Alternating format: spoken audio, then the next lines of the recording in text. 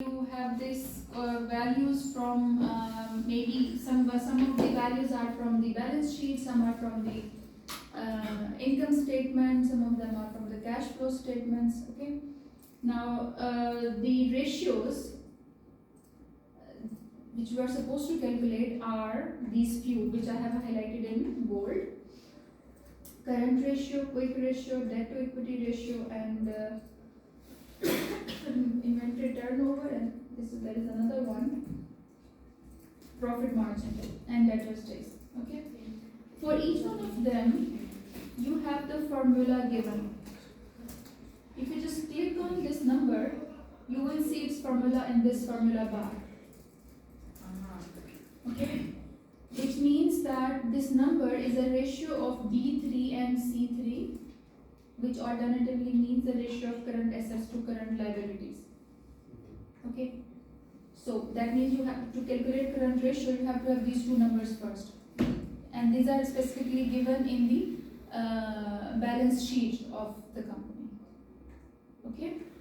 Then you have this number, the second ratio, which is called as quick ratio, and this is the ratio of E3 and C3. So here we have quick assets E3, and it's a ratio of E3 to current liabilities. And E3 alternatively is the difference between the current assets and inventories. So the point is, let's just not go into the details of those formulas because we have not yet done it, about like how to calculate these ratios and what is the meaning and interpretation of each one of them. We are supposed to do it in our next meeting, next week. Okay.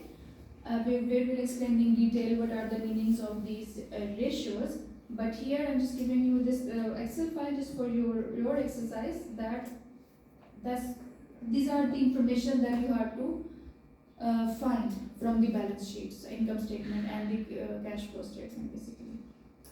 Now, once you have this these values with you, then you need to keep it in this form. We will just leave all the middle steps that we have done to calculate this one column of the ratios, and we will have this final clean data in a separate sheet, and so that we will use that sheet to apply some statistics on it. Okay. So, and it has to be prepared in this form, in a vertical form. Okay. Where on the very first column you will have years, and then you will have all those ratios that we have calculated on the previous sheet. Okay. Here we have years. If you have a quarterly data, then present it in that way. 2001 column Q1, then 2002 column Q2, and so on. So Q1, Q2, Q3, Q4. For each year you will have 4 observations or 4 values. And then on this data, first of all, the first thing that we will do is we will calculate its descriptive statistic. This table of descriptive statistics we will prepare, and for that you have to go to data tab on the Excel sheet, and then from there you should have here this something called as data analysis, which is not here. I think we can add it in from this add in tab of the Excel sheet. So there's something that we need is this analysis tool pack, and maybe you can just check this one. Okay, analysis tool pack, and then just click on all these, let's say.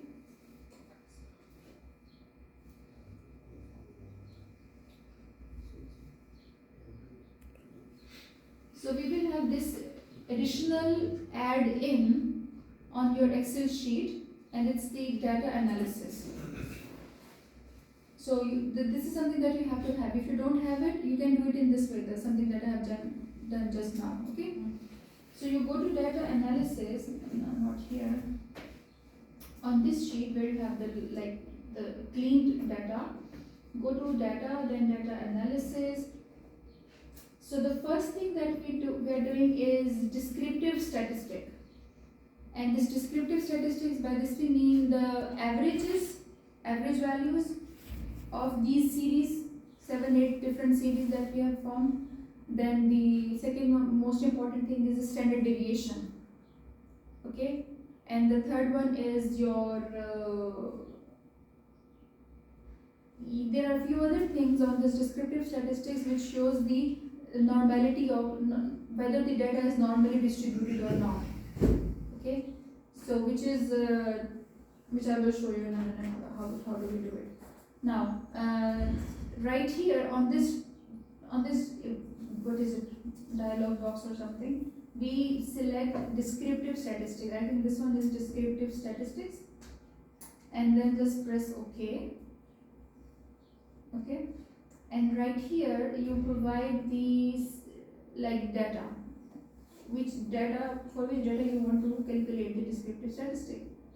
So select all of them all together like this, and then titles should be in the I think this explains that there are titles in the first row or something. So just click it, because we have selected from the first row where we have the labels of the variables. And yes, that's all. So this will give you this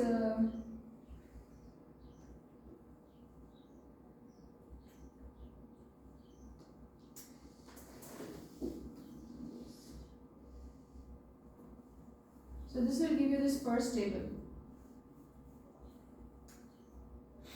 of descriptive statistics, where you will have like standard deviation. I think this is standard deviation. This is a number which we interpret. We need the mean values.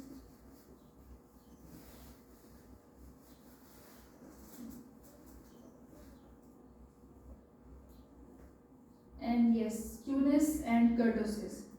These two numbers. Okay. So they represent the whether the data is normally distributed or not. Now, for each of these ratios, these are the 6 ratios that we have used. For each of these ratios, you will have these descriptive statistics. So this table will go in your assignment, this first table. Okay, and then you will of course interpret it. The second thing that you need is to calculate the correlation matrix, which actually, if you remember last time, we were explaining it in this way. Correlation is simply tells you that how strongly or how weakly the two variables are related with each other. So it represents the strength of the relationship between the two variables and direction of the relationship between the two variables. And for that, again, we go to data analysis, and here we select this option, correlation, and we just press OK. Again, we select the series between which we want to calculate the correlation. So just select the whole data, and titles are in the first row, and then just press OK. So this gives you the matrix of correlations. So each of these numbers that you see here in this off diagonal, below the diagonal, all the numbers that we see, each one of them represent how strongly the two ratios are related to each other and what is the direction.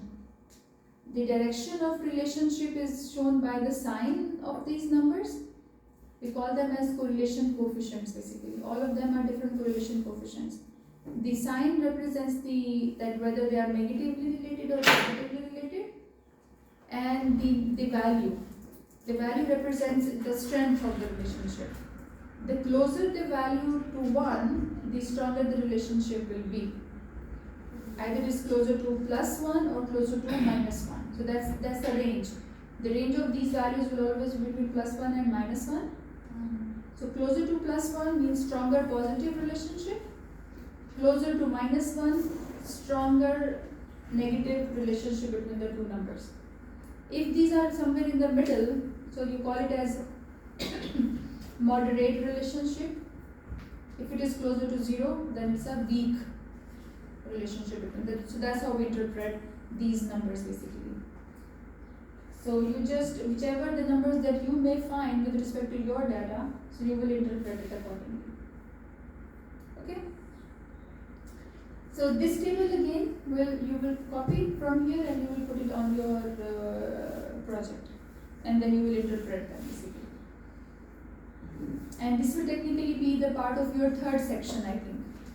I have identified like chapter numbers, chapter names, I think, in the guides.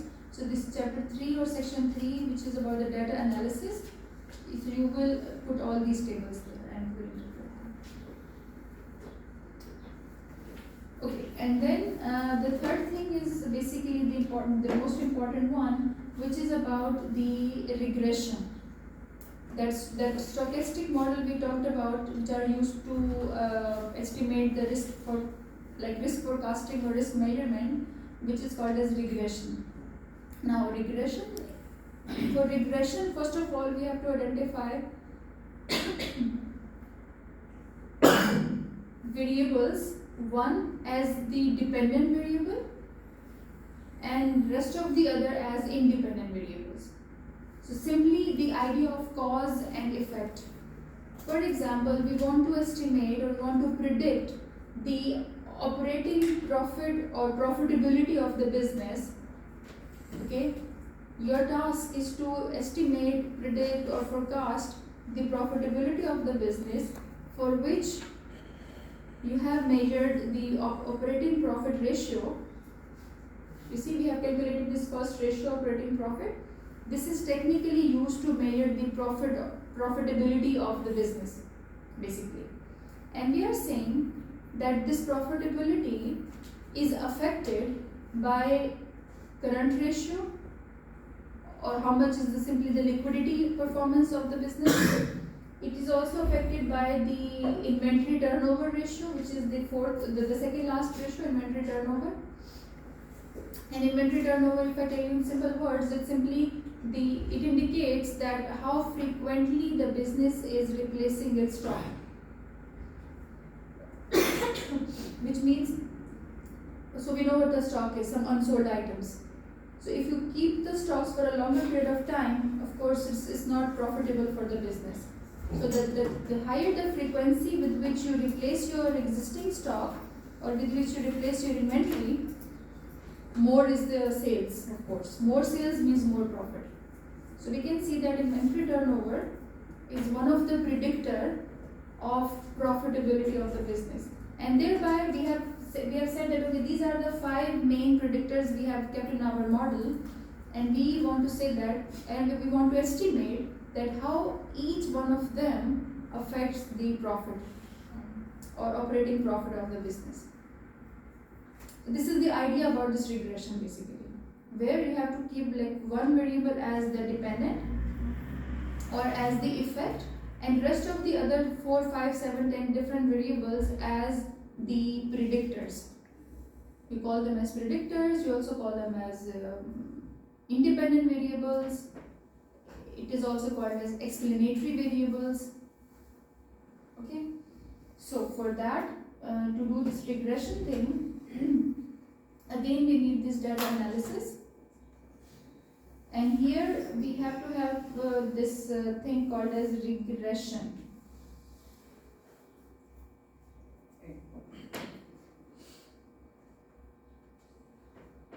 This thing, I think, regression, and then it will ask you 2 different things. One is the range for y variable. So remember, once you write the regression model in an equation form, we always use y to denote the dependent variable, the variable that you want to predict or you want to forecast. However, x are the notations, x1, x2, x3 and so on.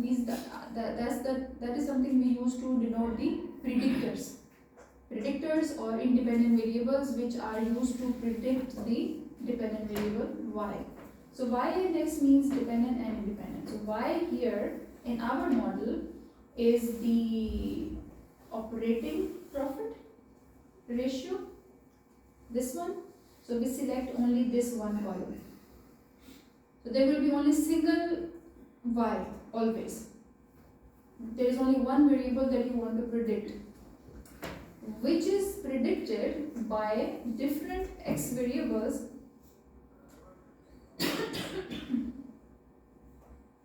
which are right here. The rest of the other 4, 5, whichever ratios or whichever number of x variables you have here, select all of them together, and then just press this first box, titles, and I think yes, that's all. Okay, now this gives you the regression output. This is your mean regression results table. You will put this table also in your data analysis chapter, and that's the main table that you focus more basically.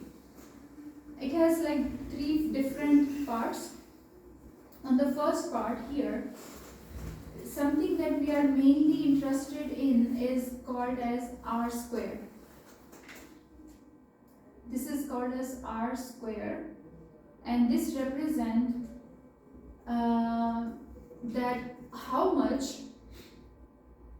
variation, let me explain it here, that how much variation in dependent variable is explained by independent variables. Okay, dependent variable or the predictor. You know, what we are doing in this whole model basically, we are saying that this y is affected by these 4 or 5 different other factors.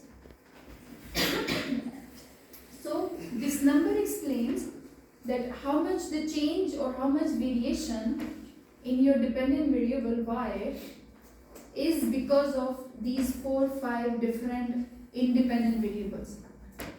And this is what you call as R square, that's its name. It is, in other words, it is also called as like goodness of fit.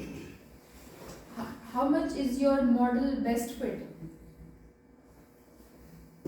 And this number will always be between 0 and 1. That's the range of this number. Closer this number to 1, that means your model is best fit. That means most of the variation in the dependent variable is explained by your independent variables. So we always, as we as researchers, we as like the people who use the statistics, we always look for the highest possible R square, because that indicates that you have used correct predictors. You have exactly used correct predictors to predict the dependent variable y.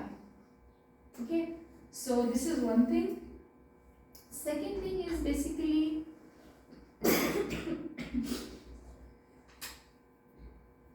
like this bottom part of this results. Here we have few things. One is the coefficient values, the regression coefficient values. Then you have the standard errors, t values, p value, and p statistics and the p values, and these are the 95% confidence interval and 95% yeah, these are the same thing, I guess. You can even delete these two rows, 2 columns. That's a repetition. Now, each of these number, the first number, explains 2 things. If you remember last time once we were talking about this regression, we were saying that these are the beta coefficients of the regression model, and these beta coefficients represent the slope of regression, this particular regression coefficient with respect to y. And the slope means simply the derivative thing, which explains that how much in dependent variable y happens because of 1% change in this independent variable. For example, if you want to interpret this inventory turnover coefficient, it explains it is 0.58, one thing. And it means that we interpret it in this way: if inventory turnover ratio increases by 1%, the profitability of the business will increase by 58%. It's always represented in terms of percentage. And this number is statistically significant because we have this p-values lesser than 0.05. So that confidence, remember the confidence interval, which is 95%, which indicates that you are 95% confident. The rest of the percentage which is left, that represents that how much is the chance of error in your regression output. And we always want to keep this chance of error as least as possible. So therefore, we always, this p-value actually represents that chance of error in your regression results. So we always look for this p-value as lowest as possible. And the threshold that we keep in mind is 10%. The largest possible p-value we can consider, we can tolerate, is 10%. The lesser the p-value, the better your results, the preciseness of your results will be.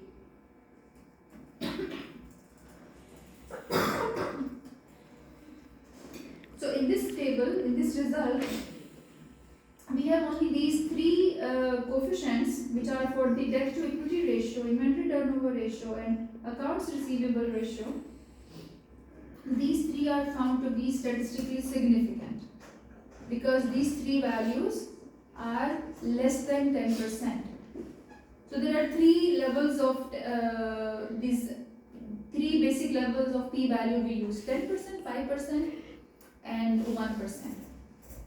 The largest possible is 10%, and the lesser, I mean, whichever the number is the least one, the best it would be. So that is how we interpret these things.